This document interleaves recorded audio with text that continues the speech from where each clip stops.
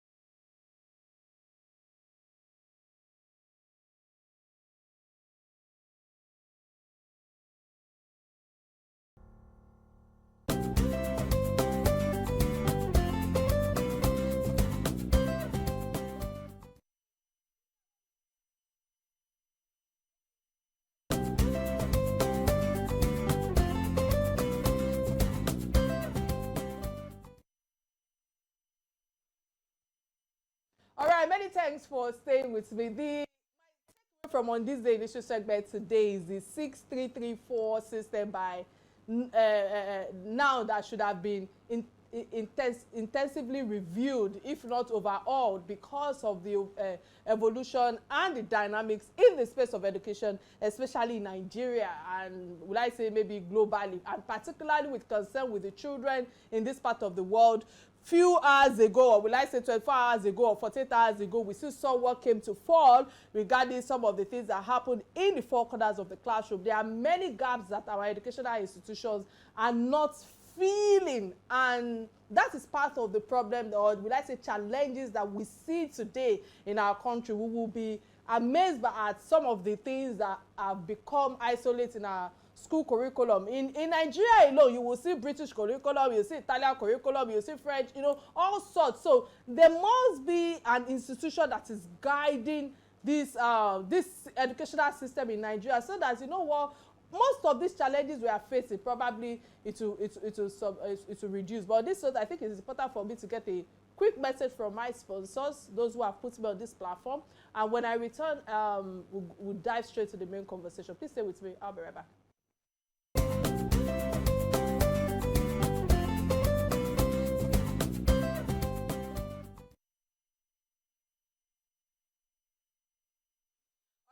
Thanks for staying with us. A lot is happening behind the camera as well. We've got the pay. But you know what? The 2025 budget is targeted security, peace, rebuilding prosperity. And President Bola Ahmed Tinubu projects reducing inflation from 34.6% to 15% in 2025. And the budget focuses on reducing inflation, stabilizing the exchange rate, and of course addressing the economic recovery, with inflation at staggering 34.6% and continued naira depreciation. The stakes are high. Key policies aim to tackle these issues, including tax reforms, increased agricultural funding, and allocation for critical sectors like education and security. Despite the ambitious targets, concerns remain about implementation challenges and, of course, rising debt and potential economic stagnation. And of course, the landmark budget could also determine Nigeria's recovery trajectory in the coming year. As President Bola Ahmed Tinubu's administration enters its second year, The 2025 budget summarized the vision for Nigeria's economic recovery and, of course, this nation or national stability. On the live show today, I will be having real talk around the critical points in the 2025 budget and, of course, tax reforms. My guest is a seasoned economist and a well-informed stakeholder in the Nigerian economy. I think it's important for us to play the guest profile. And when I return, you agree with me that we have the right feeds to talk on the topic at all, to throw more light on the issue at all. Please stay with me. I'll be right back.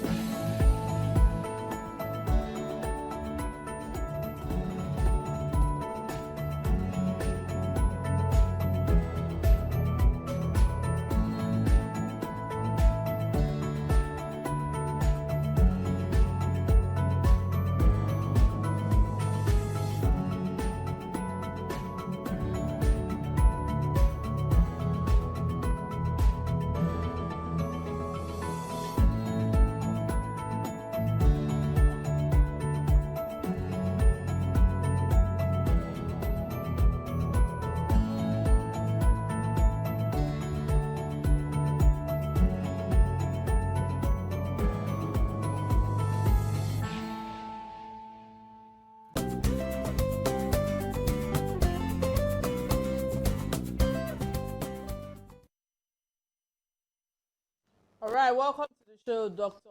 Teriba. It's a pleasure to have you on Real Talk with Kike today. How are you doing today, sir? I can hear you. I don't know if you've unmute yourself. Can you hear me? I can hear you. Can you unmute? Oh, fantastic. It's fine now. It's much better. Excellent afternoon to you. Let's dive straight to the topic at hand. We all know how corruption is inbuilt in the Nigerian system, in our veins, to be specific. Now, when we increase taxes and strengthen tax collection for the purpose of driving revenue increase, at the end of the day, the funds don't yield tangible and payable charges, and a person or an institution embezzle this fund. Don't you think, sir, that there will be more commotion? Should we be addressing leakages of corruption first, then strengthen taxation? What's your take on this? That's my first question to you right now. Cases of corruption in news headline. I'm not sure, the extent to which it might be true to say that the tax process, is the arena, of corruption. So maybe if we dwell on an issue that we are more likely to have a consensus about, the tax proposals, the tax reform proposals, didn't quite make it into the 2025 budget proposals. The proposals are still being debated as bills in the National Assembly. And as a matter of fact, the National Assembly has suspended deliberations on them. So those bills have to first go through the National Assembly before the executive can layer proposals on them. So maybe we should concentrate on facts of the 2025 budget as proposed by the president and as is currently being considered by the two chambers of the National Assembly. I hear you, and why I used it by choice of words is because I try to keep it real on this platform because critics also have argued that the proposed, tax reforms disappropriation wealthier states like Lagos and Rivers while disadvantaging less wealthy regions. So how can the government, ensure that, equitable revenue distribution across all states, comes to fall? Because our country is the one with religious and cultural sensitivities. So provisions affecting religions, organization, and agricultural goods have drawn, backlash in the north with the controversies of ethnic polarization in the budget allocation and ongoing debate about resource allocation favoring certain regions. So my second question is, how can Nigerians address that ethno-regional tensions that foster national unity and fair economic development? Right. Well, Nigeria has been in existence for 64 years now. Most of that period has seen great degree of harmony across the various ethnic groups, across the various religious groups, and across the various divides. Yeah, there have been moments of tension, but the periods of harmony had been longer, and the country has progressed, from 3 regions to 4 regions to what we now have as a 36-state federation. The backlash, being triggered by the conversation around the tax reforms is a current issue, and I understand that it's in the process of being reformed at various levels. The governors are making their views known, and the National Assembly has put in place a panel to engage with the Attorney General of the Federation. And as you're aware, there is a committee of about 120 people, as I understand, that has been working on this subject for about 1.5 years now. And I think an important omission is that we don't have the report of the committee. We have 4 bills, presumably premised on the report of the committee, but we have not seen the report of the committee. So many people may be criticizing or reacting against proposals, that they don't know the basis. So I think we should dwell on the 2025 budget that is less contentious and respect the fact that consultations are ongoing at various levels on the tax proposals, and wait until they have a consensus before we can then have clarity necessary to comment on whatever issues remain to be commented upon. That would be my take, on these fiscal proposals that right now are sounding like the Tower of Babel. See the language. None of the contributors are seeing eye to eye. Everybody is pitched against, if you like, the 4 bills, and against the proponents of the 4 bill, which is the committee, whose chair has been, vocal, moving from TV station to TV station. And of course, the principal, His Excellency, the President.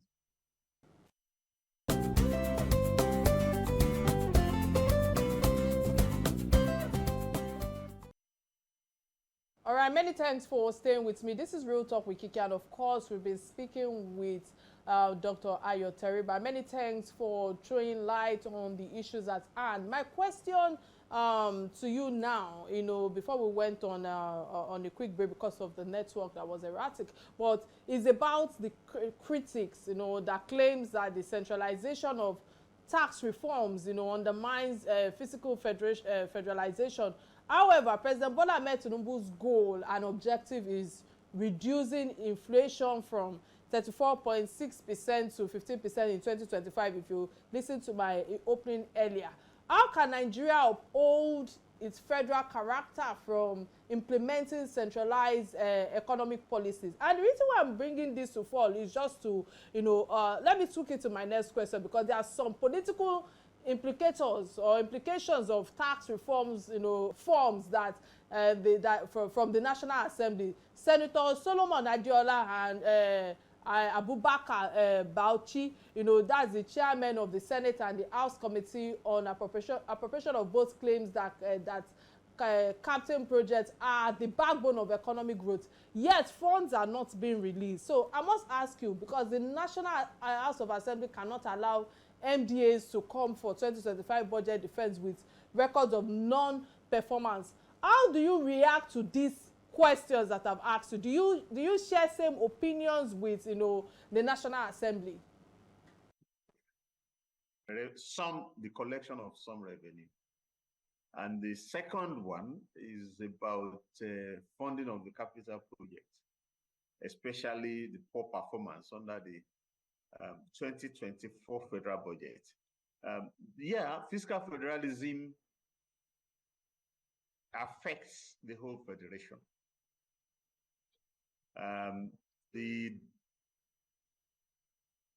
We have 36 states as well as a federal government. Each of the 36 states have their own budgets, and they have their own internally generated revenue, but they also receive allocations from the federation.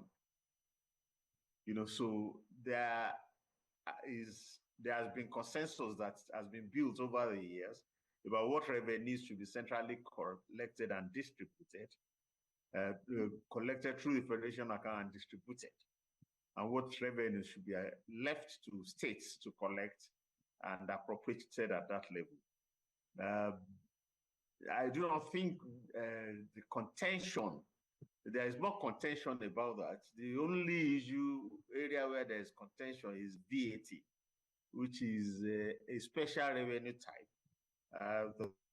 But the point you made about what transpired in the National Assembly in the last 24 hours has nothing to do with the federation.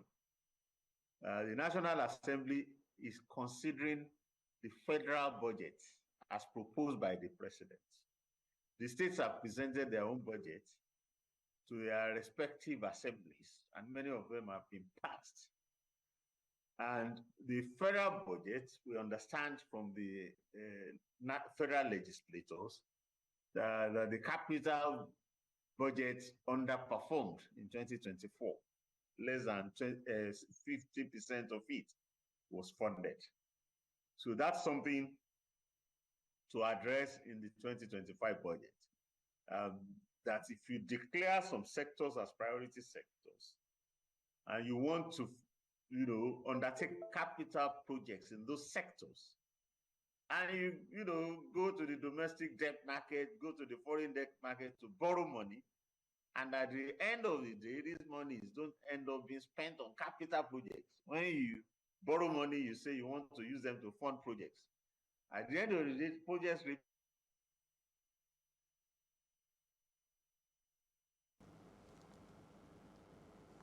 All right. Unfortunately, we're all right. I guess we're facing a lot of network challenges right now. Let me quickly use this opportunity to open the phone lines. So for those who are just tuning in, if you are just tuning in, this is Real Talk with Kike, and I've been diving into Nigeria's 2025 budget with renewed economist Dr. Teriba.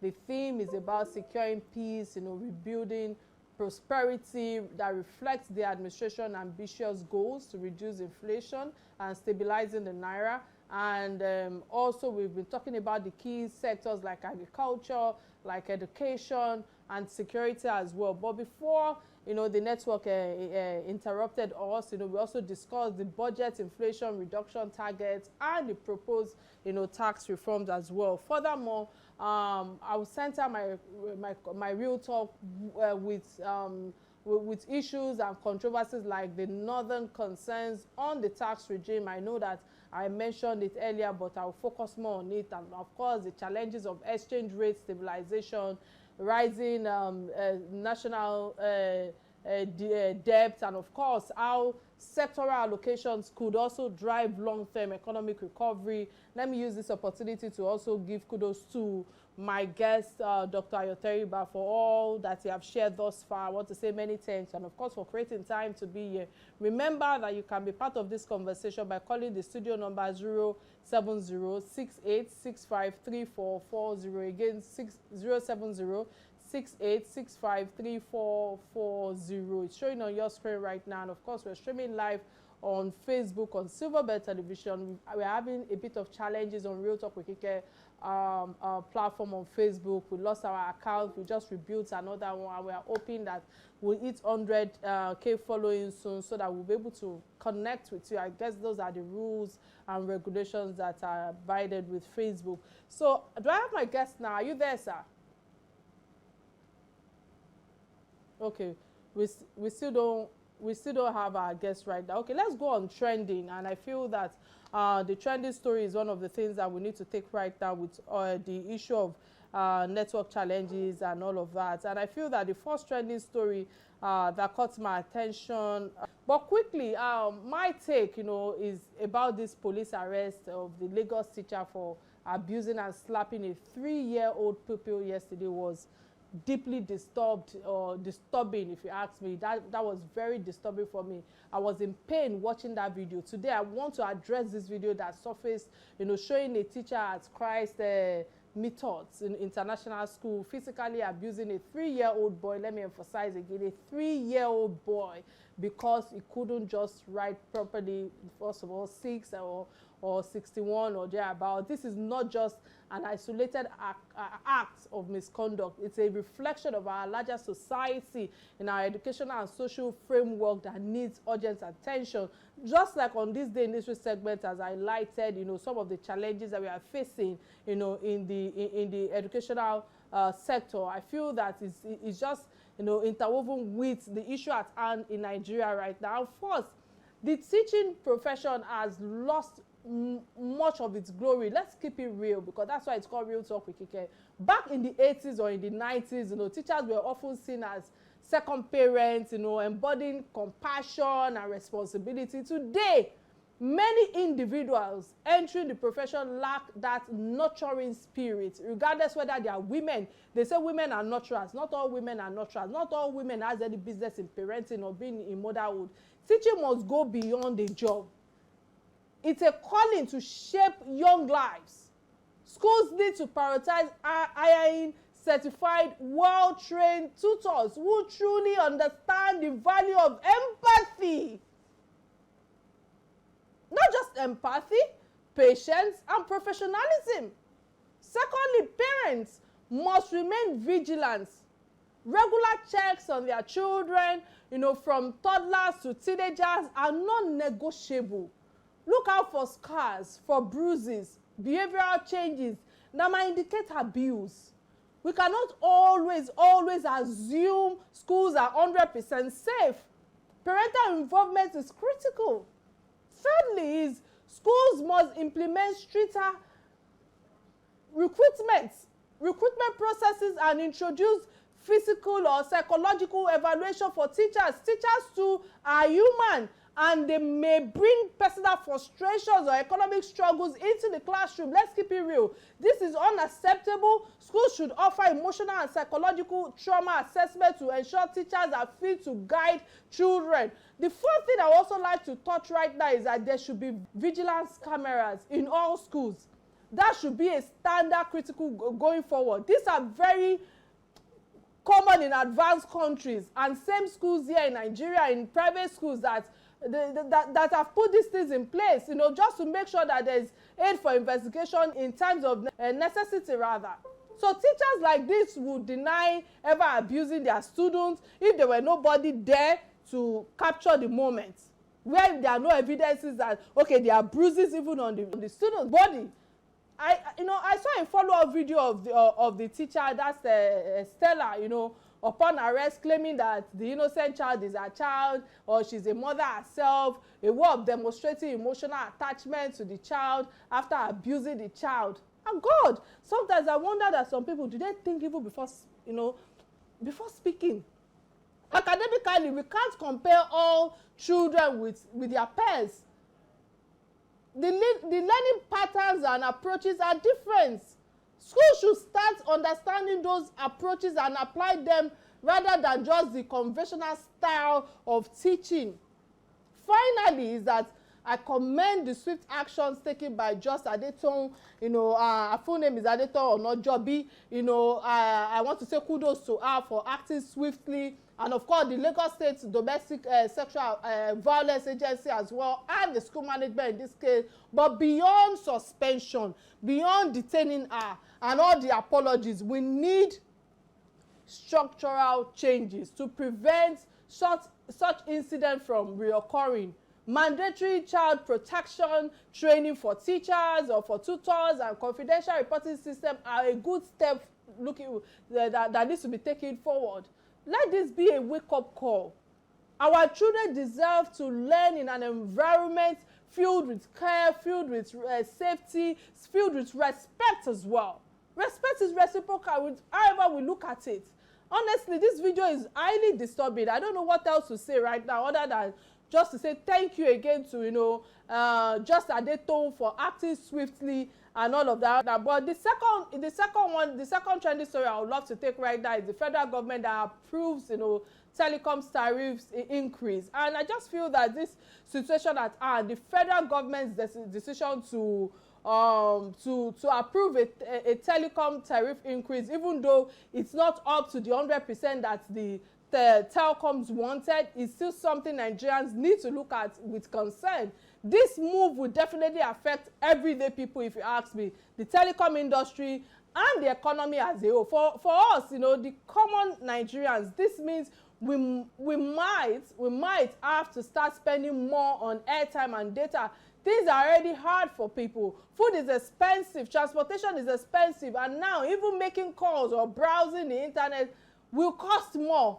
How are ordinary people supposed to cope? I ask in pain. This might even stop some people from accessing their internet or connecting with loved ones. If care is not taken, it could even make life harder for the people. For the telcos, they are dealing with high costs as well, which I understand, like for maybe fuel prices and the rising dollar, inflation. But if they increase tariffs without improving the quality of their services, Nigerians won't take it lightly. How can we pay more for calls and data that keeps cutting off, or network that keeps going down all the time? As for the economy, I just feel that telecoms is a big deal. It helps small businesses, education, even agriculture. If prices go up too much, it could slow down things. That's why the government must balance things well. Investing in better infrastructure like they promise is a good start. But they should also ensure that the telcos don't overcharge people. I think at the end of the day, we just want to pay fair prices and get good value. This tariffs increase must not make life worse for Nigerians. I think that's my take thus far. Quickly, are you there, sir? Is my guest there? Are you there?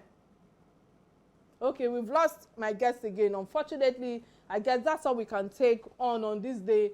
I mean, on our trending stories. I wish that our guests, you know, the network was a bit wasn't this erratic, where we can hear some of his thoughts on some of the sectoral allocations that I wanted to bring before, the mandatory policy implementation, and of course the tax reform dominance, you know, with the issue at hand were issues that I wanted to bring to fore to make sure that, you know, this political discourse of the 2025 is actually transparent enough for everybody to see, for us to understand that, okay, maybe there's a good in it, you know, for us to find a balance and for people to just try to find a reform with all that they are doing. Hence the reason why I felt that this Dr. Teriba is the right person to throw issue at hand at the moment. But unfortunately that we've lost him through our network connection. Definitely we will bring him back again. But with that, I think this is where I draw the curtains of the show.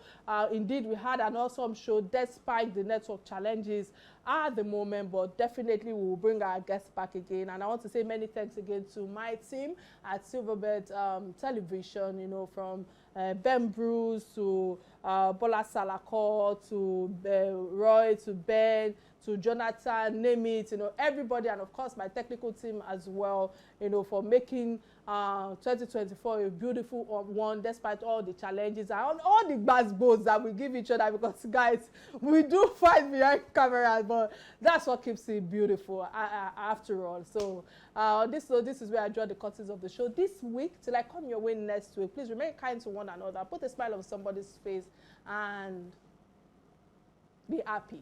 Bye now.